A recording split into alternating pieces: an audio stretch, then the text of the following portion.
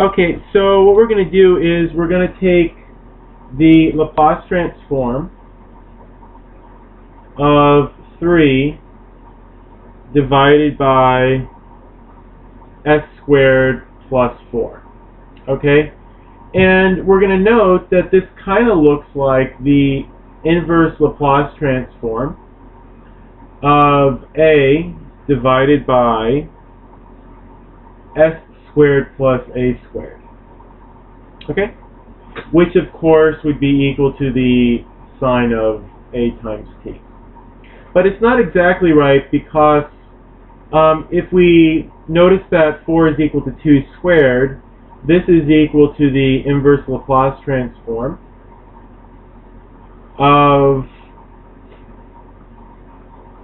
3 divided by s squared plus 2 squared. We're going to notice that there's a 3 here and a 2 here, where the identity we're looking for, there's the same number in both of these places.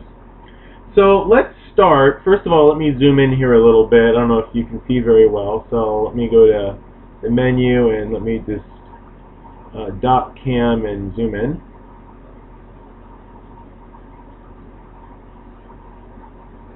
Okay, so I'm going to notice that these two guys are different. So how can we make this guy look like this guy? Well, first of all, let's get rid of that 3. We don't like him there very much. So we can use the linearity property and write this as the 3 times the inverse Laplace transform of 1 divided by s squared plus 2 squared. Now, I can introduce a 2 if I just note that 1 is 2 divided by 2. So this is going to be equal to 3 times the inverse Laplace transform of 2 divided by 2, which is just 2 times 1/2, of s squared plus 2 squared. And 2 over 2 is the same as 2 times 1/2. So I can write this as 3 times the inverse Laplace transform of 2 times 1/2 divided by s squared plus 2 squared. Now we're almost there. I'm going to pull the 2 out just like I did the 3. I mean the 1/2 just like I did the 3.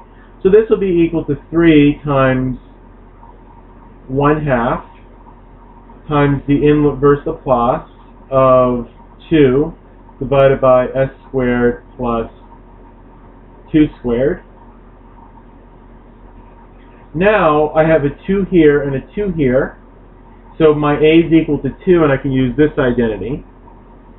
And this is going to be equal to 3/2 times the sine of my a is 2, so it's 2t. And there we go.